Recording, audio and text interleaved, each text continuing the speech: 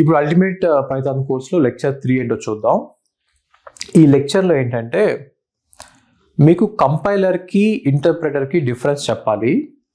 C++ ఏమో compiled language, Python ఏంటంటే both compiled and interpreted language. Okay, ఈ రెండు డిఫరెన్స్ అంటే మనం చూద్దాం. C++ ఎలా వర్క్ చేసింది, పైథాన్ ఎలా వర్క్ చేసిందో చూద్దాం. ఓకే, ఇక మొదలెడదామా? సో ఫస్ట్ మనం ఒక చిన్న ప్రోగ్రామ్ రాద్దాం. ఓకే, ఏం రాసామంటే ఇది పైథాన్ ప్రోగ్రామ్ అనమాట. పైథాన్లో ఒక ప్రింట్ స్టేట్మెంట్ పెట్టాము. ప్రింట్ అంటే ఏంటి మనం తర్వాత చూద్దాం. అంటే ప్రింట్ ఏమవుతుందంటే అవుట్పుట్లో ప్రింట్ చేస్తుంది. మీకు ఏమైనా ప్రింట్లో ఏమైనా పెడితే అది అవుట్పుట్లోకి వచ్చింది. సో 3 ప్రింట్ స్టేట్మెంట్లు ఉన్నాయి. AB అనే వేరియబుల్స్ తీసుకుందాం, Cనేమో A+Bకి ఇనిషియలైజ్ చేసాం, Cని ప్రింట్ చేసాం, దాని తర్వాత ఇంకో ప్రింట్, అంటే మొత్తం 3 ప్రింట్ స్టేట్మెంట్స్ ఉన్నాయి. ఓకే, అవుట్పుట్ కనుక మీరు చూస్తే ఒక statement, second 14, third statement print అయింది. మీరు ఇక్కడ అబ్జర్వ్ చేస్తే ప్రతి లైన్ డిఫరెంట్ న్యూ లైన్లో వస్తుంది. ప్రింట్ అనేది మీరు ప్రింట్లో ఏం పెట్టినా కూడా first line, second line, third line అంటే 3 లైన్స్లో వచ్చింది. ఓకే, మీరు అదే కనుక C++లో చేస్తే సేమ్ థింగ్. C++లో ప్రింట్ ఉండదు. అక్కడ ఏముంటుందంటే std::cout ఉంటుంది. C++ డీటెయిల్డ్గా తర్వాత చూద్దాం. నేను కోర్స్ చేస్తాను C++ మీద, అది తర్వాత చూద్దాం డీటెయిల్డ్గా. ఇక్కడ వరకు ఏం నేర్చుకుంటారంటే పైథాన్ మీద ఫోకస్ చేద్దాం. సో ఇదేంటంటే C++లో అవుట్పుట్ని ప్రింట్ చేయడానికి std::cout అని రాస్తాం. ఓకే, సేమ్ ప్రోగ్రామ్ ఇక్కడ రాశాను. మీరు కనుక చూస్తే ప్రీవియస్ ప్రోగ్రామ్కి ఇక్కడికి డిఫరెన్స్, నేను పైథాన్లో ఏమి లైబ్రరీని ఇంక్లూడ్ చేయాల, చాలా సింపుల్ రాయటం.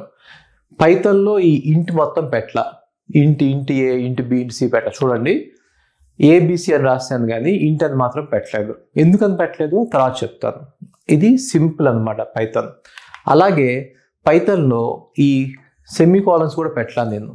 ఇక్కడ చాలా సెమీకోలన్స్ ఉన్నాయి కదా, ఆ సెమీకోలన్స్ కూడా పెట్టలా. ప్రతి లైన్కి ఎండింగ్లో సెమీకోలన్స్ లేవు. ఓకే, సో అవుట్పుట్ చూస్తే మీరు కనుక Coutది మొత్తం ఒకే లైన్లో వచ్చేసింది. మీకు వేరే వేరే లైన్లో రావాలంటే సపరేట్గా న్యూ లైన్ క్యారెక్టర్ ఇవ్వాలి. \n న్యూ లైన్ క్యారెక్టర్ ఇస్తే మీకు వేరే వేరే లైన్లో అవుట్పుట్ వస్తుంది. పైథాన్లో అవసరం లేదు. పైథాన్లో ప్రింట్లో మీరు ఏమి ఇచ్చినా అది కొత్త లైన్లో వస్తుంది. ఓకే, సో రెండింటిని కంపేర్ చేసి చూస్తే మనం న్యూ లైన్ క్యారెక్టర్ పెట్టిన అవసరం పైథాన్లో. ఆ తర్వాత C++లో ఏమవుతుందంటే మీ ప్రోగ్రామ్ కనుక ఒక ఫైల్లో ఉందనుకో, ఇది ప్రోగ్రామ్ అనుకో ఒక ఫైల్లో, దీన్ని కనుక మనం కంపైలర్కి ఇచ్చినట్టయితే C++లో డైరెక్ట్గా మెషిన్ కోడ్ జనరేట్ అయిపోతుంది. ఆ మెషిన్ కోడ్ని మీరు ఎగ్జిక్యూట్ చేయొచ్చు. రైట్, మీరు కనుక p.cpp అనే ఫైల్ ఉందనుకోండి, p.exe అనే ఫైల్ జనరేట్ అయిపోద్ది. దీన్ని మీరు ./p.exe కొట్టేస్తే ఎగ్జిక్యూట్ అయిపోద్ది. ఓకే, ఎనీవే ఇది ఇప్పుడు వద్దులేండి, ఇది నా ఇంటెన్షన్ కాదు C++ టీచ్ చేయడం, ఆ తర్వాత చూద్దాం. నేను డిఫరెన్సెస్ చెప్దాం అనుకుంటున్నాను. సో కంపైలర్ ఏం చేసిద్దంటే హై లెవెల్ లాంగ్వేజ్ని తీసుకొని దాని మీద ప్రీ ప్రాసెసింగ్ చేసి, ఇదంతా కంపైలర్ డిజైన్ అనే కోర్సులో క్లియర్గా చెప్తా. ప్రీ ప్రాసెసింగ్ అంటే ఏంటో ఇప్పుడు అవసరం లేదు. Pre processing, syntax analysis, semantic analysis, code optimisation, code generation, ఇవన్నీ చేసి ఒక మెషిన్ లాంగ్వేజ్ కోడ్ని జనరేట్ చేసింది. ఈ మెషిన్ లాంగ్వేజ్ కోడ్ ఏంటంటే 0s and 1s ఉంటాయి. ఓకే, అదే కనుక మీరు పైథాన్ చూస్తే పైథాన్ ఏం చేసిద్దంటే మీకు చెప్పా, పైథాన్ కంపైలర్ని యూజ్ చేసిద్ది, ఇంటర్ప్రెటర్ని యూజ్ చేసిద్ది. ఓకే, సో మీరు ఏదైనా ప్రోగ్రామ్ కనుక రాస్తే ఫస్ట్ దాన్ని కంపైల్ చేసి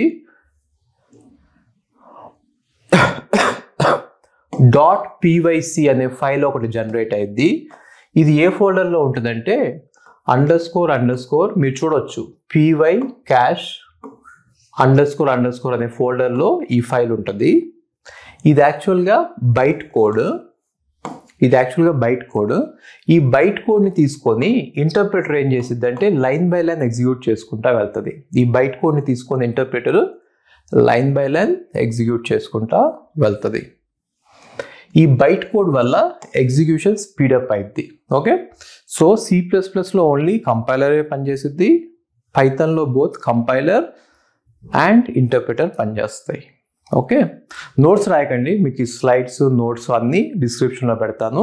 1 or 2 days ఆగి చూడండి, డిస్క్రిప్షన్లో మీకు దొరికిపోతాయి నోట్స్. Okay fine. సో ఇప్పుడు ఎర్రర్స్ గురించి చూద్దాం.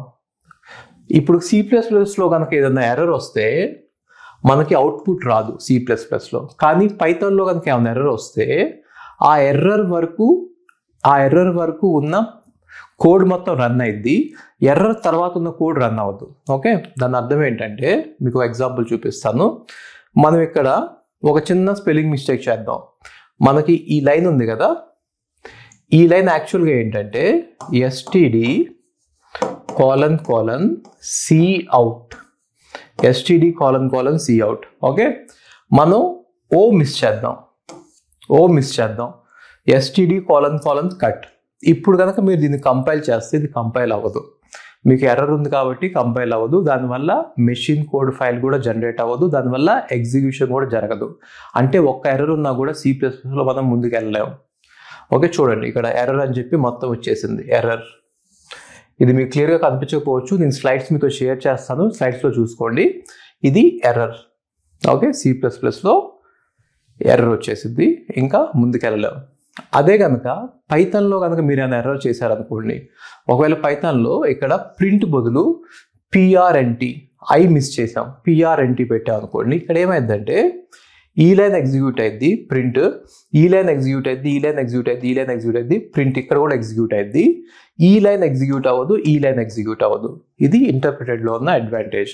మీకు ఎర్రర్ ఎక్కడైతే వచ్చిందో అక్కడ ఆగిపోయింది, ముందు అన్నీ ఎగ్జిక్యూట్ అవుతాయి. రైట్, ఇప్పుడు మీరు కనుక చూస్తే ముందు 2 లైన్లు ఎగ్జిక్యూట్ అయినాయి, దాని తర్వాత ఎర్రర్ వచ్చింది. చూడండి, ఈ ప్రింట్ స్టేట్మెంట్ ఎగ్జిక్యూట్ అయింది, ఈ ప్రింట్ స్టేట్మెంట్ ఎగ్జిక్యూట్ అయింది, నెక్స్ట్ ప్రింట్ స్టేట్ దగ్గర ఎర్రర్ వచ్చింది. ఓకే, ఇంకో ఎగ్జాంపుల్ చూడండి. మనం ఎర్రర్ లాస్ట్ లైన్లో పెట్టాం, PRINT ప్లేస్లో ప్రింట్ అని పెట్టాం.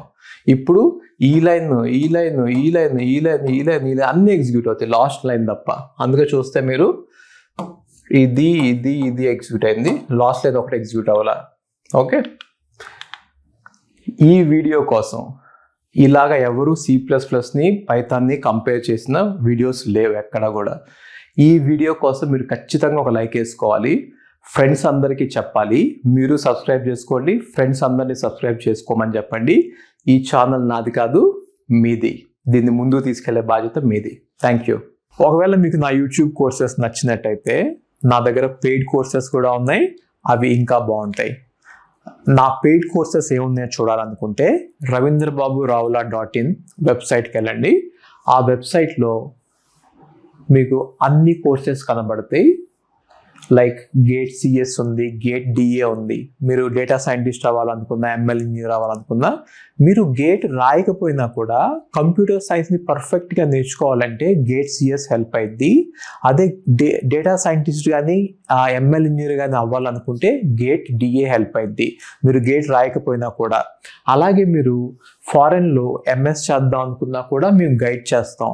ఓకే, సో మీరు ఏం చేయాలనుకున్నా మా దగ్గర DSA కోర్స్ ఉంది, ఇలా చాలా కోర్సెస్ ఉన్నాయి. జస్ట్ వెబ్సైట్కి వెళ్ళండి, చూడండి. దాంతోపాటు మెంటర్షిప్ కూడా అవైలబుల్గా ఉంది. జస్ట్ ఫర్ 500 ఇక్కడ చాలా మంది మెంటర్స్ ఉన్నారు. మీరు ఏ ఏరియాలో ఏ మెంటర్ కావాలో ఇక్కడ ఉన్నారు. కొంతమంది PSU వాళ్ళు ఉన్నారు, కొంతమంది సాఫ్ట్వేర్ కంపెనీ వాళ్ళు ఉన్నారు, కొంతమంది గేట్ సంబంధించిన వాళ్ళు ఉన్నారు. వీళ్ళందరూ 1-on-1 మెంటర్షిప్ కూడా ఇస్తారు. మీరు కనుక కన్ఫ్యూజన్లో ఉంటే గేట్ రాయాలా, MS వెళ్ళాలా అనే కన్ఫ్యూజన్లో ఉంటే మా నెంబర్కి ఒకసారి వాట్సాప్ చేయండి. కింద నెంబర్ కనబడుతుంది అండ్ వెబ్సైట్లో కూడా నెంబర్ ఉంది. ఓకే, సో మీరు డైరెక్ట్గా మా వెబ్సైట్కి వెళ్ళి నెంబర్ తీసుకొని నన్ను కాంటాక్ట్ చేయండి.